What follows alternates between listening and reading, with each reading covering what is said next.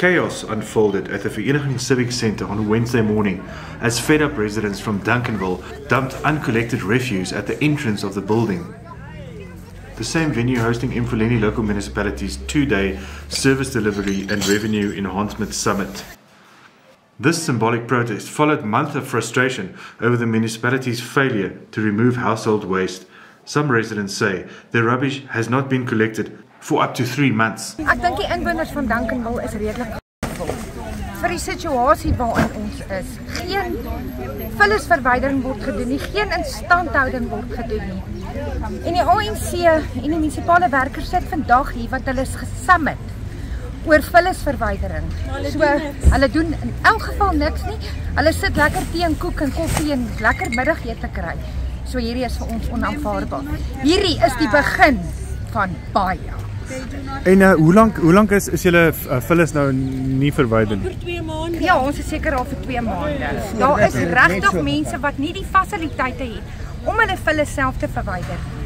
Daar's baie ou mense wat net 'n gewone karretjie het, wat nie 'n trailer of enige iets het nie. Ja. So hoe moet hulle vullis verwyder?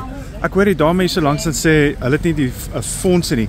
Betaal julle betaal ons refugee collection om te gedoen te word. Betaal ons dit nie, word ons krag afgesit. Ja. So watse dienslewering het hulle vir ons? Ja. Ons moet ons rekeninge betaal. Ja. Daar's hoeveel mense wat privaat mense gebruik om hulle sakke te kom verwyder. Is dit regverdig? Nee, dit is nie. Want ons betaal 'n diens daarvoor. Wat se diens word vir ons gelewer in vereniging? Niks nie. According to a resident, Nelmarie Rush, many households cannot afford to dispose of waste privately. Ons verneem hier is nuwe vullistrokke wat by Toyota staan wat herstel is. Maar daar's nie diesel om hulle te gebruik nie.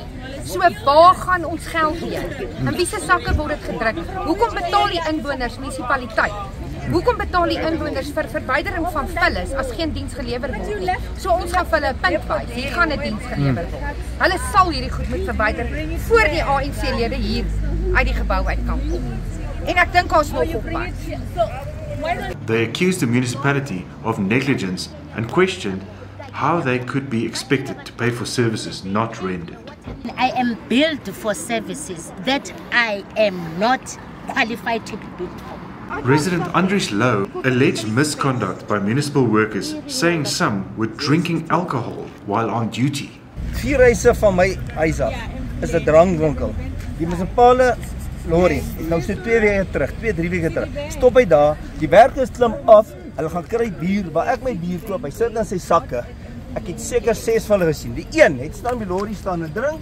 Hy gaan terug Houtklopweg toe in hulle ry. Nou vertel vir dit vir my mense, wat se beheer is daar? Die een wat in beheer is van daardie ene, die een wat in charge is van daai lorry. Dis pateties. Met ander woorde, dis waarom ons hierdie doen. My huis, my erfgoed moet so lyk.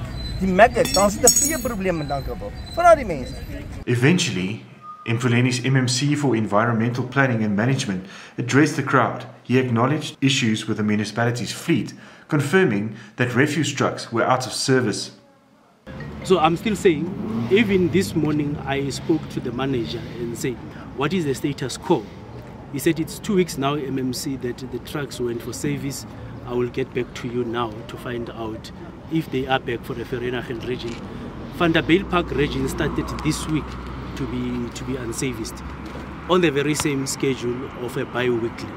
Municipal staff had to open alternative gates to allow traffic in and out of the Civic Centre, while the summit inside continued with planned speeches on public-private partnerships, infrastructure and revenue enhancement. DA Ward Councillor Darlene Venter and others pointed out to poor fleet management and administrative failures, saying some new trucks couldn't be used due to missing licenses and insurance cover. Another resident highlighted persistent water leaks in Duncanville, some running for years, contrasting the past disciplinary actions taken against her husband, a former municipal worker, for not fixing a single water leak. My man het vir Mfuleni gewerk. Hy het 5 jaar terug het hy afgetree as 'n pensionaris. En so 15 jaar terug het hy een waterlek nie in Sebokeng gaan regmaak nie. Toe hy gesuspendeer Sam Shabalala vir 6 maande oor 'n waterlek wat hy nie reggemaak het nie. Ry bietjie deur hierdie strate in Duncanville. Daar is waterlekke wat vir maande, vir jare lek. Skoon suiwer water wat in daai strate afhardloop. Hulle doen niks daaraan nie. The protest was loud, emotional and symbolic, a clear message from residents who say enough is enough. They demand accountability and meaningful change. Respect, and I do not want to be treated like a small boy. Okay, I'm giving you, no. I'm giving you a respect, and the respect that I'm giving, I'm expecting to get it back. Just like a human being. Okay, Yeah. fine. So, You are talking about respect. okay. How is Umfuleni respecting us as the community? What are they doing to us to respect Umfuleni? And I'm talking about everybody in Umfuleni, not just about you. If you're talking about respect, there's no respect for the people staying in Vereeniging. Nothing at all. In a media statement, the DA condemned the municipality's failure and called for immediate action to clear backlogs, restore services and rebuild trust. As the summit continued behind closed doors, outside, the rubbish remained, a stark reminder of the real issues Mfuleni's residents face daily.